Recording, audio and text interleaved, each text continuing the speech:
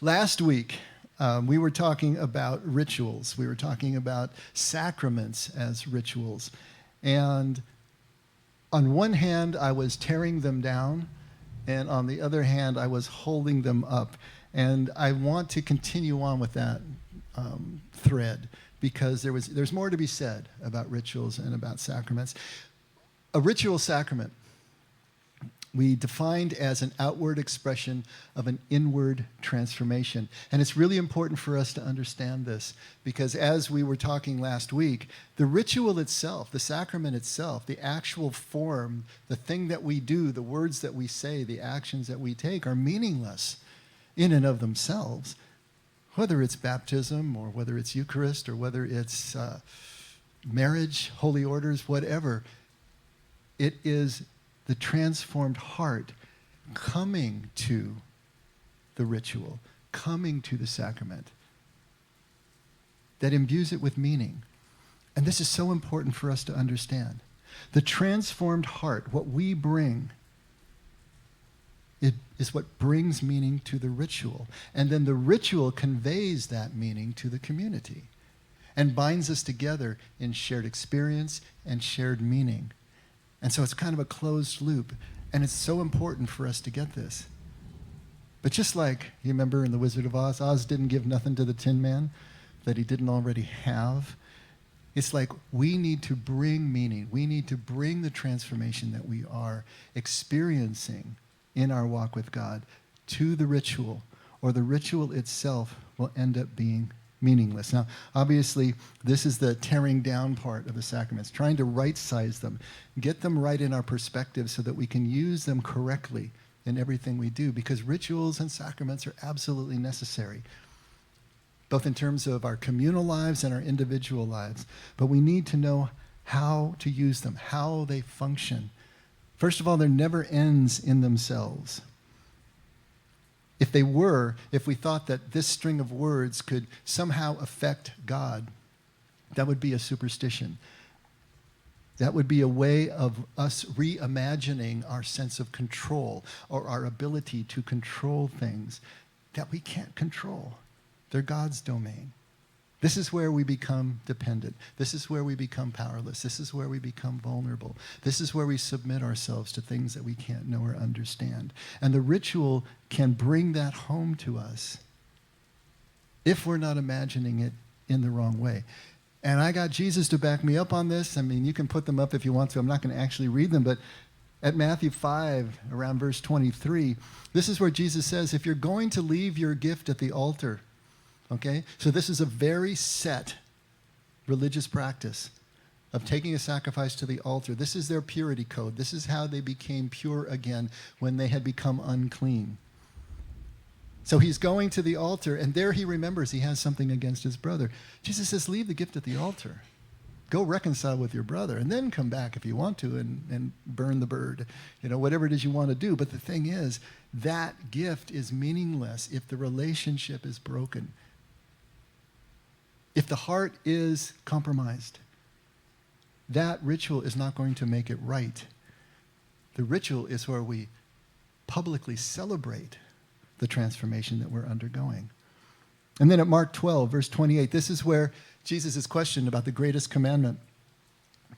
And he answers that it's to love God with all your heart, your mind, and your strength, and to love your neighbor as yourself. And the lawyer who asks him the question praises him for such a great answer. He says, that's absolutely right, what you just said.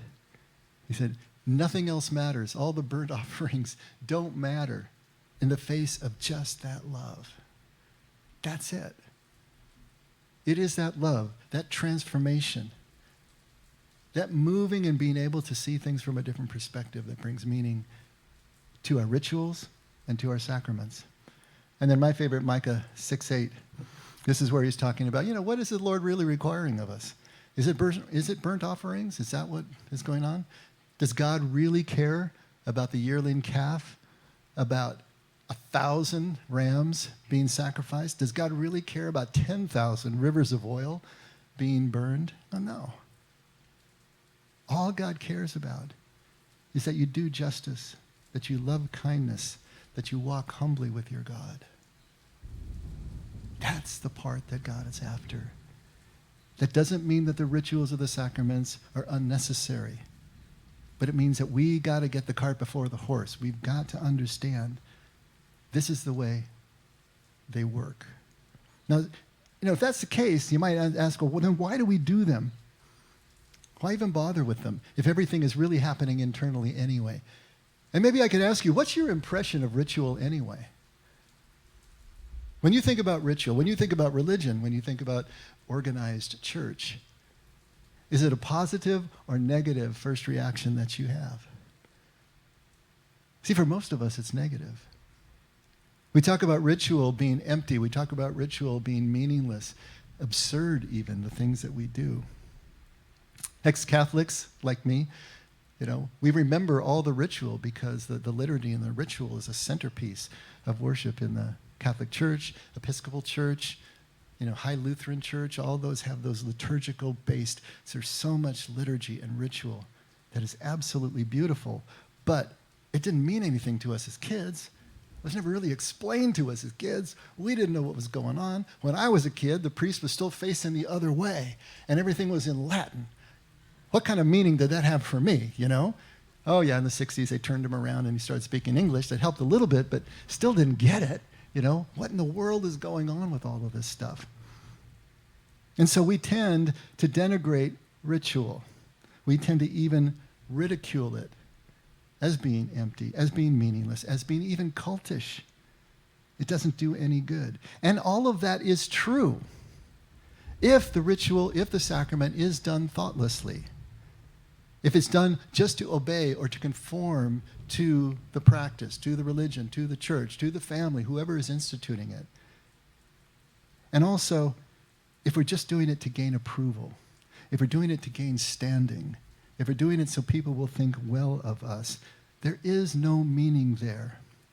And that's what Jesus was doing so much battle to try to get across to the people to understand. In a first century Judaism, which was based on ritual and liturgy and sacrament. But what if your ritual, what if your sacrament isn't any of those things? What if it's something completely different? I said I was an ex-Catholic, and it's getting to be a long time ago. A couple decades ago, I attended a Catholic funeral mass.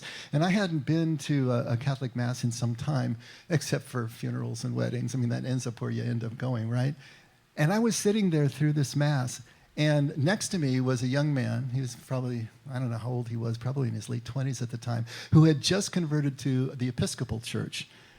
And he was all hot and on fire, and everything. I don't know, he must have sensed it from me, I don't know if it was my body language or something about, he leans over and whispers to me in the middle of the Mass, "Do you miss the liturgy?" He sensed it in me, because that's exactly what I was thinking at the time. Or maybe not even thinking it in words, but I was thinking, how I've missed this. When you walk back into something that you haven't been in such a long time, and it just feels like a warm blanket, it's how I felt. There's something comforting about the same words being said at the same spot, in the same place, on the same day, that draws us back, helps us grow deep roots. Do you miss the liturgy? This ritual form, if you don't know what a liturgy is, it's a ritual form of public worship in liturgical churches like the Catholic Church, Eastern Orthodox Church, and high Protestant churches. And of course, it's the Mass. There is the liturgy of the Word, where all the reading is done. There's the liturgy of the Eucharist, where the Eucharist is celebrated just kind of like we did today, but much more elaborately. As you can tell, this is the holding up part of liturgy, of ritual, of sacrament, because we all need ritual in our lives. Yes, it is comforting, but it's also steadying. It does something in our lives. It creates repeatable patterns in our lives that hold us down, make us reliable. I remember in my 20s, for whatever reason, my parents stopped going to Mass in my early teens. And so I hadn't been to Mass through my teenage years, through high school. I entered a monastery, I entered a religious order at the end of my high school term.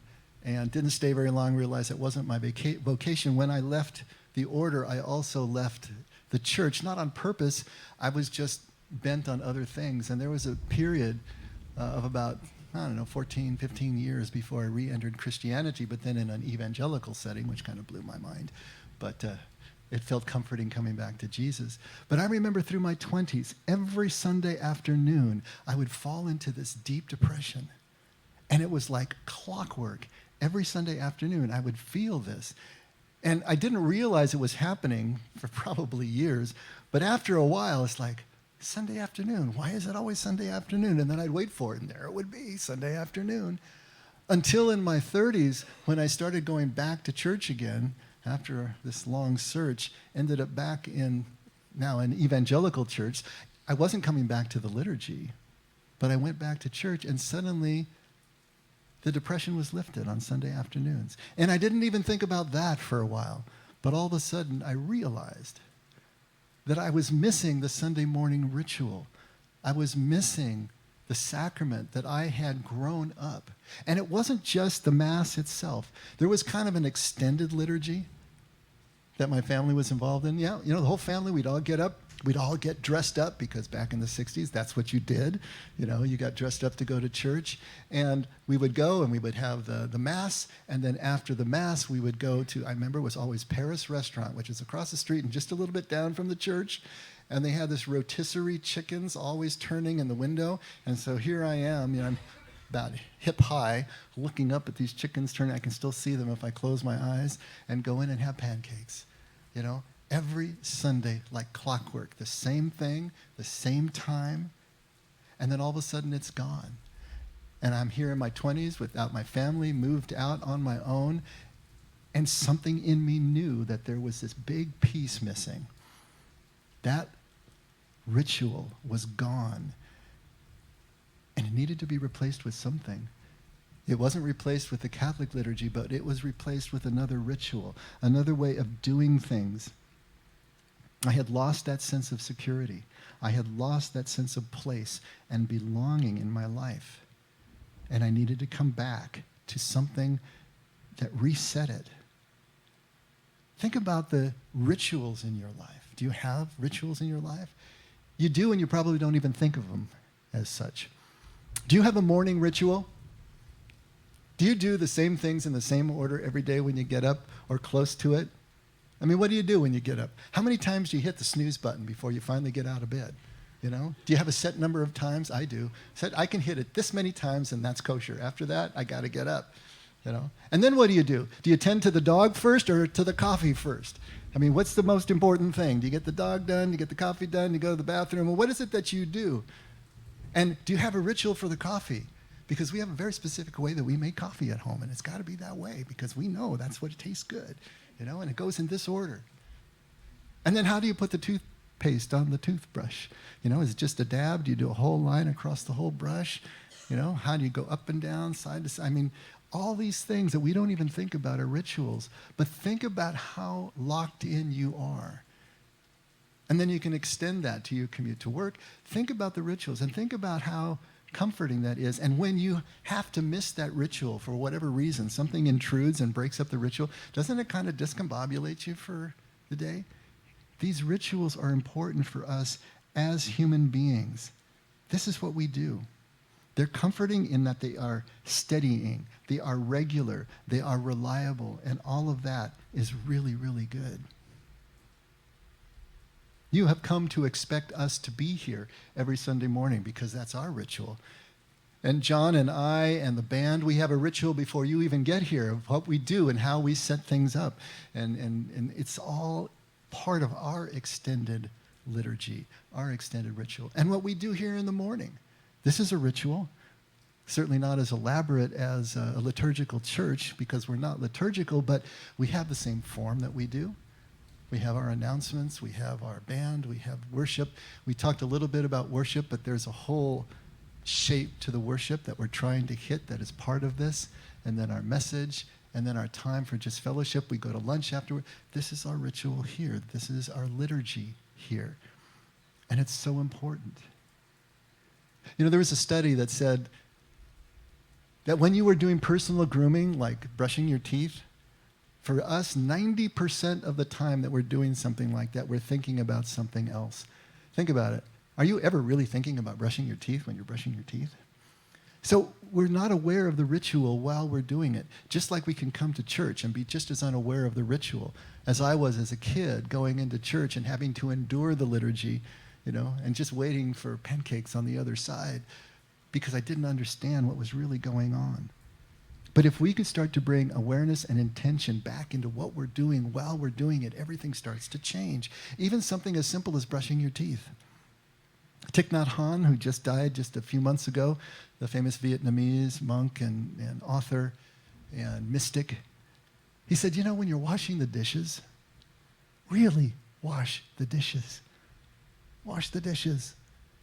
We usually wash the dishes so we can get to something else. It's just a task that we have to perform. But if you really were to wash the dishes and tactily feel everything that's going on, the viscosity of the soap and the touch and the feel, and you could just be present, it could transform the washing of the dishes. It could transform the brushing of your teeth. It could transform the coffee and the dog and the ritual that we do, and it can certainly transform what goes on in a space like this.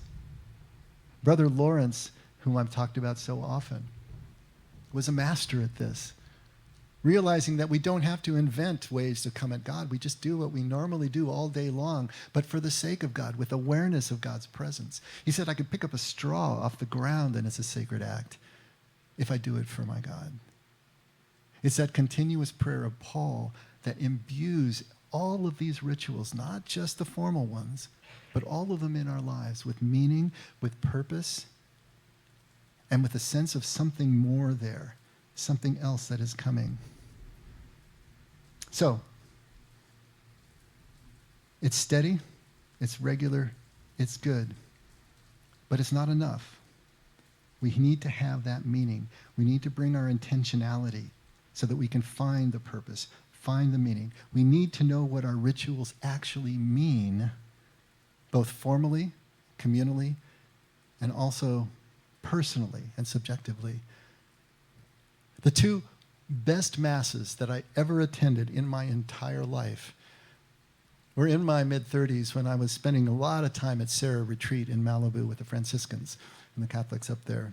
That was a place I discovered that I could go and just book a room and just be. And I went there as often as I could because I was just so trying to figure things out. And I befriended two of the priests there, and I could just get time with them in their office and talk. And it was just, they were mentors. I can't tell you how much they meant to me. But right after they finished, they were building a new chapel. It was great, octagonal, all glass on the front that looked out over the ocean from the back of Malibu Canyon. And the first Mass that I was there, one of my friends there, Emery Tang, who was also the retreat director, said the Mass. But what he did was he explained every single thing that he was doing while he was doing it. So normally the priest is wordless as he's doing just the housekeeping on the altar and the chalice and all the pieces of cloth and the paten and all the different things that are going on. He explained everything and the reason behind it, the symbolism and what that meant. And it just transformed the liturgy. It just brought it home in such a way that I hadn't experienced before. And so I got a sense of the formal understanding of the liturgy and the ritual of the Mass. And then the other one was about 6 o'clock in the morning in what I suppose was their little baptism chamber. It was all tiled. It looked like the inside of a shower, and it could probably only hold about, maybe soaking wet, maybe 15 people, and there was a baptismal font in the middle. And it was just hard tiled benches all the way around the perimeter of the room. And I think there was 4 of us sitting there at 6 o'clock in the morning. And I was sitting right next to the priest, and we were just side by side in this circular room at 6 o'clock in the morning, sitting right next to the priest and experiencing the Mass from the inside out instead of from afar. It was amazing. He didn't explain anything he was doing. He said the Mass, but it had a personal and subjective meaning to me that still lives in my memory, however many years later since it's been. See, we need both. We need to know the meaning of the symbols that we as a community have decided upon, and maybe decided upon for millennia, that have been handed down to us. We need to know what those symbols are, because that's what binds us together as a group, binds us together as a people, allows us to have shared experience and shared meaning. But beyond that, we have to get to a place where the meaning of our ritual becomes personal for each one of us. It has to start working from the inside out as well as the outside in. How do we apply the formal shared meaning of our liturgy, of our ritual, of our sacraments? And how does that change us? In the rituals that we place for ourselves, in the decisions we make, in our attitudes for life, and the quality of our relationships? After last Sunday's message, I got to talk to a woman who said that she had a kind of an epiphany as she was listening to the message, because she realized she didn't have any rituals in her life. She hadn't been able to either place them or hadn't been able to replace them. And I was so thrilled that she made that connection, that it's not just the rituals that are given to us by the communities in which we live, but also the rituals that we place in our own path, that we build for ourselves, that are so meaningful and so necessary for us. That's why I wanted to talk about this further. As I said, we tend to denigrate church and religion and ritual because we're focusing on how badly it's been done. And of course it's been done badly. But why have humans, for as long as we've been on the face of the earth, since we were painting on cave walls, why have we always had ritual, liturgy? Why is this so important that every culture, everywhere, every when, develops their own religions, rituals, sacraments? Because when religion is done well, it gives us this reliable, repeatable forms of a structured community, and that's the key. The community needs to be structured, and it's structured around the ritual, around these repeated forms. Human life revolves around this structured community. Whether it's a family, whether it's a church, whether it's a workplace, doesn't matter. But without that, we're lost. In the ancient world, without that, you did not survive. To be put outside the city gates, the city walls, was tantamount to a death sentence because you couldn't survive on your own. And so that structured community was everything. We don't feel that as strongly now with our technology and with our society the way that it is. But human life revolves around structured community, and we will never find lasting meaning without it. Meaning that fulfills our souls, meaning that fulfills our lives, cannot be found without a structured community, to give it context, to give it place, to give it connection. And as I said, this structured community doesn't have to be religious. This doesn't mean that you have to go to a church, but it must be structured, right? And it must be communal. You've probably heard my rant about the 5 essentials that every one of us needs in order to have a fulfilled life. And that's a community, accountability, structure, discipline, and service. Those 5 are absolutely essential. So the idea is we need a structured community. There's community and structure. But if we're not disciplined to the structure, if we're not showing up, then of what good is it? As I was talking to one person, he said, yeah, I have this group that I go to once a month. I said, well, that's not enough. Once a month is not going to do it. A structured community needs to meet at least once a week, and hopefully more than that. 2 to 3 times a week would be better. But at least once a week, that gives us a sense of connection, gives us a sense of throughput.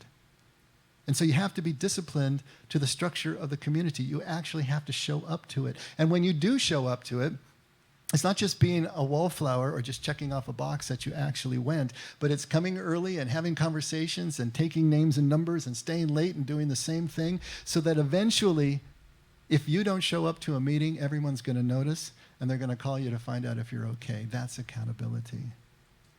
And of course, if you are doing that well, if you are actually present to community in an accountable way and disciplined to the structure, there's going to be a never-ending flow of opportunities for service. And when we give back, then the whole loop closes. The circuit closes. and we see the meaning of what is going on here. This can be done in your family. This can be done in your work group, your church group, sports groups, teams, right? Schools, in the arts. Drama would be a great way that we can see all of these 5 happening. 12-step groups, of course. Social groups, even groups that are centered around immersive hobbies. All of these can be so beneficial if they are structured. Then they can provide what we're looking for. So, when we provide structure from the outside in, it's beneficial if we are moving beyond just mere obedience, moving beyond just mere compliance. Because if we're just showing up because we need to, because we have to, because it's advantageous for us to do so, that's not enough. It's like someone coming to a 12-step meeting because they have to fill out a court card. You know, that's not going to take them where they really need to go in recovery. But with the repetition, we begin to see the meaning in what we're doing. We begin to see the purpose in the structure. We begin to see how it works in our lives and how it's working for us personally. If we're really paying attention, if we really are accountable and disciplined. And then we begin to see the task within the task. Not just the outward events and activities that the group is doing, but underneath, what is that universal task within all of the tasks that we do as human beings throughout our lives? And of course, that's connection.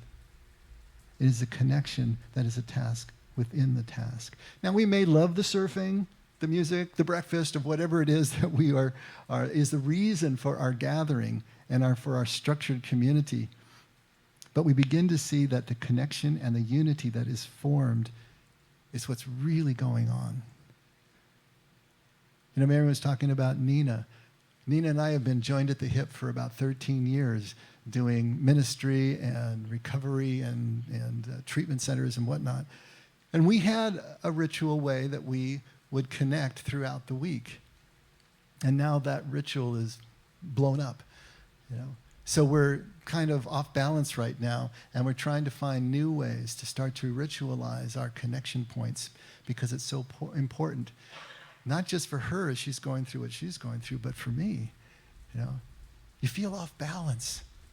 Just like when you get your morning routine blown up, you feel off balance when the ritual and the ritualized connections, the regular and repeatable and reliable connections in your life are pulled out.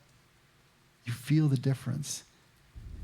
And so, like this woman that I was telling you about, to see the importance of creating our own personal rituals as well as the ones that we submit to in group and in communal settings is what starts to structure us from the inside out, begins to balance and equalize the exterior structure as well. And the whole thing starts to work together. Allows us to start to bring a personal meaning, that inward transformation that we're talking about, to the outward expression, to the ritual, to the group experience. And it enriches and brings the whole thing to life. It's all about awareness. How aware do we become as we are doing the things that we do every day? Like Brother Lawrence said, just do the things that you do every day. If you bring awareness, if you bring presence to them, things become changed. We become aware of this deeper meaning in the ritual practices that have none to bring of their own accord. But by submitting to the ritual and the structure of the group and the community, we become part of something that is greater than ourselves. And we feel the difference. We feel the connection. We also feel the humility and the vulnerability and even the dependence that when we submit to something greater than ourselves brings. That meaning that I'm talking about is usually not clear at first, but it grows. And if the group is doing well what the group needs to do, it is always funneling each member, leading each member to a personal structure and a personal epiphany, personal connection. And hopefully the group is teaching and encouraging that as well. But it doesn't necessarily have to, overtly. Now, the church should be. And it's really sad that the church has not really taught these principles, has not taught contemplative practice and a way for us to build these structures. But thankfully, more and more churches are coming around to doing this again. More and more voices are coming back to this understanding of spiritual formation, this understanding of spiritual direction. And so as we build our personal structure, what is that going to look like? Well, it can be your own study, your own reading. It can be your own devotions, your quiet time in the mornings or whenever it happens to be. It can be the 4 S's that we talk about: silence, solitude, stillness, simplicity, building that up in your lives, both offline in times that you carve out and online through just mindful presence, through everything that you do, but developing more a sense of that. It's in your prayer life, it's in your meditation, it's in your mindful presence that you practice. All of those, if they're structured, become ritual for you, but they have to actually be structured. You have to start writing them down. You have to have times and days that you do the same thing at the same time for it to become like a circadian rhythm that your body gets used to somatically, as well as you actually consciously becoming aware of what you're doing. It becomes, as we become more and more of this awareness of meaning and purpose and identity, we realize it's only possible with ritual, with regularly repeated acts in a series, in a set manner of our own making. That is what the ritual does for us, and that takes practice. Because it's only when we do something and can do something without thinking about it anymore, it gets so into our muscle memory that we can just do it automatically, that we can be completely present to that act, to that action. Think about music. If you're still thinking about where your fingers go, if you're still thinking about how you need to blow into, if you're still thinking about theory, you'd be able to make sounds, but are you really making music? Are you really present to the actual creative process? And is your listener able to connect with you on that level as well?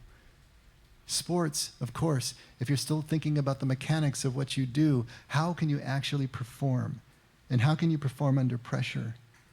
Drama, have you got your lines so well memorized that they just come to you and they sound like your own voice, like a thought that you just had? Or are they still mechanically being thought in your mind?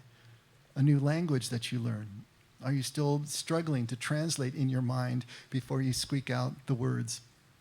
Or have you gotten to the point where you're thinking in the new language and it just flows so your thoughts come out? Prayer is the same way. Are we still thinking about it? Or have we practiced it enough that it is a part of who we are, that the prayer is now saying us rather than we saying the prayer? The only way to be completely present to a person is to know them well enough, or at least know ourselves well enough, that we don't have to think about the relationship and how we should be acting. When we get into that mode and start treating our relationship like chess games, having to think 3 steps ahead and so on and so forth, 3 moves, we've already left the ability to simply be present to the relationship, be present to another person. When we don't have to think about anything and we can just be, that's when we can be present. And it's the same with God. Practicing presence with God is a ritual that we absolutely need so that we can just let everything go and we can just be present. Nothing is standing in the way between us and the experience of God's presence. And when you think about Jesus and you think about him as a first century Jew, his life was radically structured as Jewish life was, and still is if you're really going to be orthodox about it.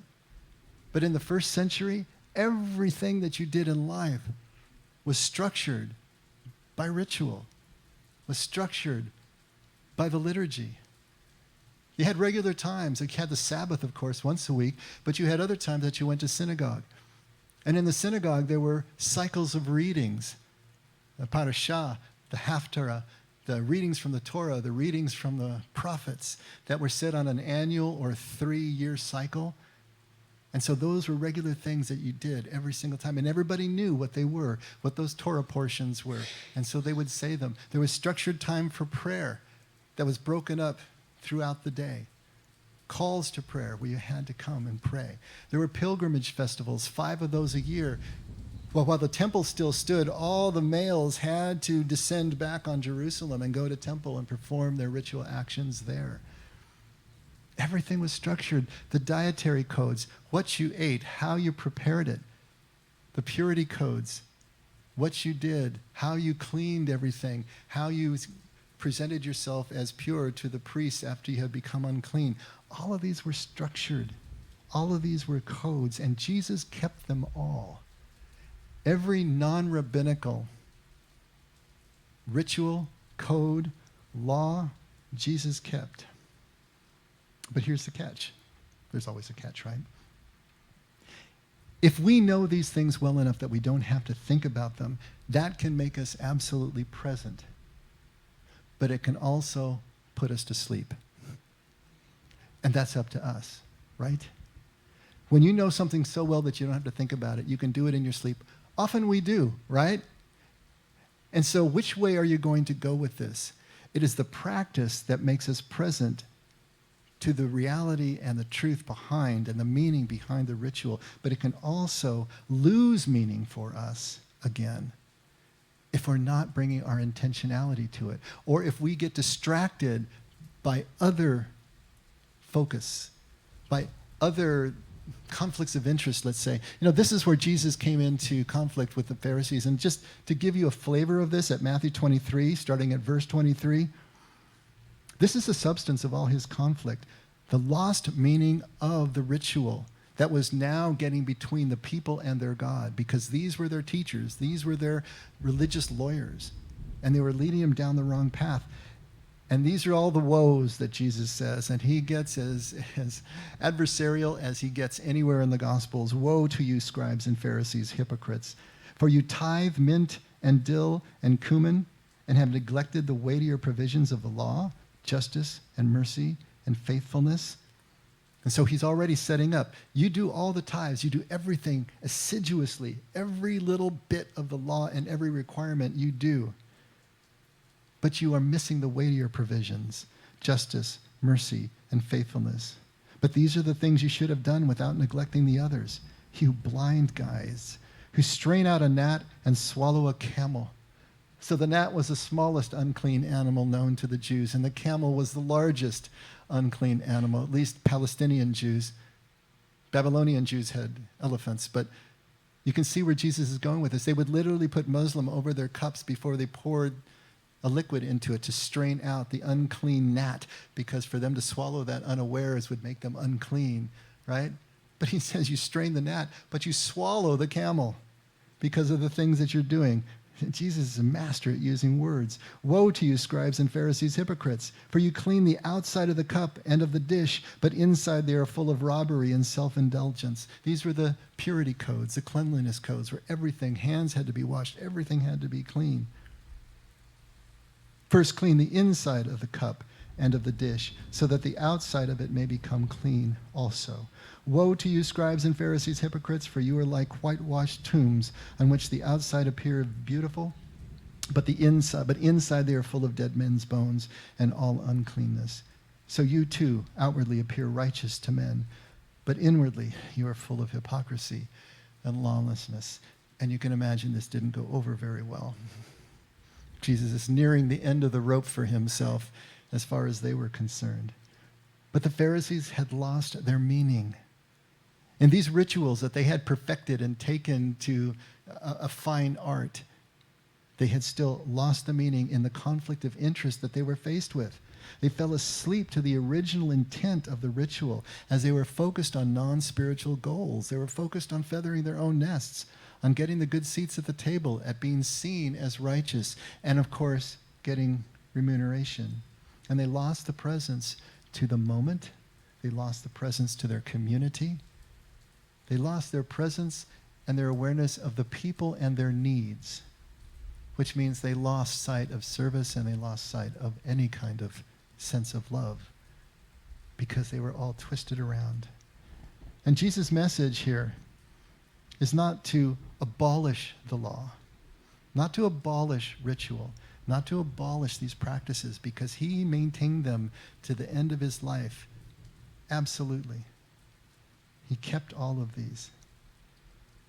His message is to find the freedom, the salvation, which to a Jew is spiritual liberation right here and right now, in the midst of and through the ritual practice, the practice of obeying law, but to instill the meaning in them at the same time. The only way we can do this is to wake up. We have to wake up in our moments and realize what ritual is doing, how important it is, to begin to see the rituals that we already have in place and sanctify those with our presence, with our awareness. Whether it's feeding the dogs or brushing our teeth, it can be a sacred act if we bring to that ritual that sense of grounding, our own presence, and how we meet God's presence in that as we serve and do the things that we do. To become aware. Everything begins and ends with submitting to some sort of ritual. It's what we do. Our lives are based on routine and ritual. No matter how dramatic you may think your life is or how dramatic somebody else's life looks, either in the media or on Facebook, if you really break it down, if you could see their life from the inside out, it is routine every day. Sunrise, sunset, and everything that we do in between. If we can wake up, if we can become aware, we can realize how ritual plays this important part in our lives. Because in between the beginning and the end is that awakening.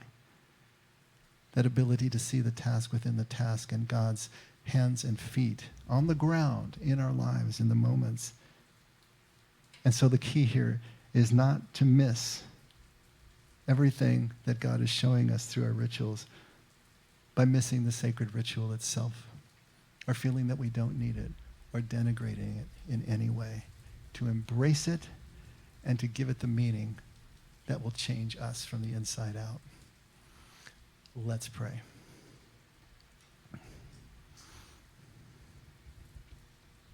Father, thank you for all these forms, ancient forms, new forms, communal forms, personal forms. Help us to see them for what they are. Your gift to us.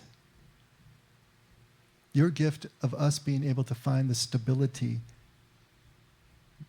the reliability, the trustworthiness that we need to be able to go through life that is so uncertain, where we don't get the answers that we want. And yet we can return to our practice and our rituals, and in them find the answers that we need, which is the truth of the connection, which is the truth of the love that will make us free from our fears. Help us to build new rituals for ourselves and imbue them with meaning.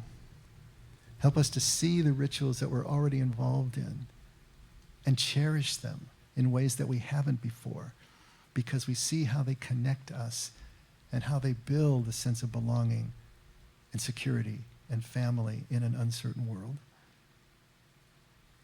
And thank you for your presence in all of it, in everything that we do. And we pray that through our new appreciation for ritual, that we will see more and more clearly that you are involved in every moment. Thank you for your love and constancy, Father. And never let us forget. We can only love because you loved us first. In Jesus' name, amen. Let's all stand.